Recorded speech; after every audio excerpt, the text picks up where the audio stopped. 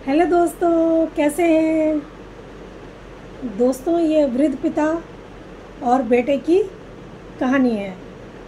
देर से ही सही पर मुझे अकल आ गई जब मैंने जाना कि मेरे चेहरे पर रंगत लाते लाते मेरे पिता के चेहरे पर झुर्रियाँ आ गई। दोस्तों, बड़ी छोटी सी कहानी है। उसकी माँ का कुछ समय पहले देहांत हो गया। लड़का नौकरी करने के लिए दूसरे शहर चला जाता है और अपने पिता, उसके जो पिता होते हैं वो घर में ही रहते हैं। उसका एक रूटीन था लड़के का, जब भी वो आता था तो अपने पिता को 5 स्टार होटल में, रेस्टोरेंट में लेके जाता था। वहाँ वह उसके पिता बुजुर्ग हो गए थे। जब वो वहाँ बैठे थे, उसके पिता मेन्यू पढ़ रहे थे तो उनके हाथ कांप रहे थे। लोग आसपास बैठे थे, वो देखकर हंस रहे थे। जब वो खाना खाने लगे तो भी उनके हाथ कांप रहे थे और उनका खाना जो होता है वो उनकी शर्ट में गिर जाता है, तब भी लोग हंस रहे थे। वो समझ जाता है कि लोग मजाक उड़ा रहे हैं। तभी वो अपने पिता को खाना खिलाने लगता है और अपने पिता का खाना खिलाने के बाद वॉशरूम में ले जाता है।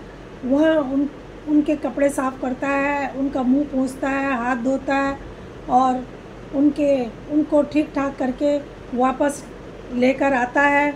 जैसे ही वो बाहर निकलते हैं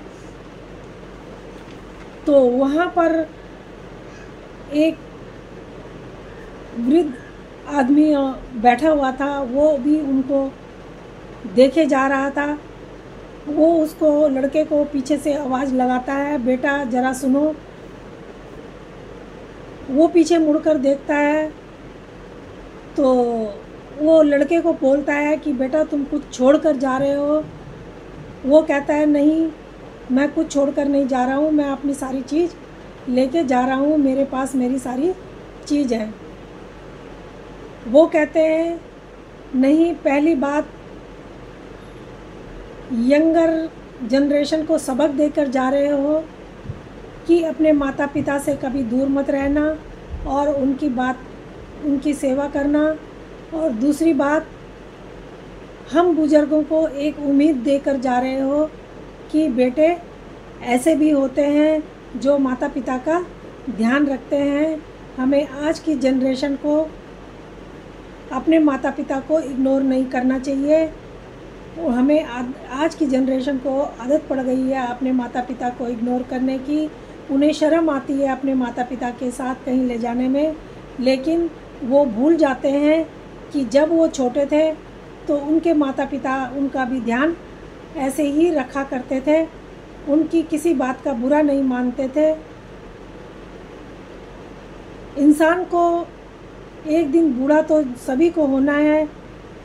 अगर ये सब की समझ में आ जाए तो ये बहुत बड़ी बात है। तो दोस्तों, ये कहानी कैसी लगी?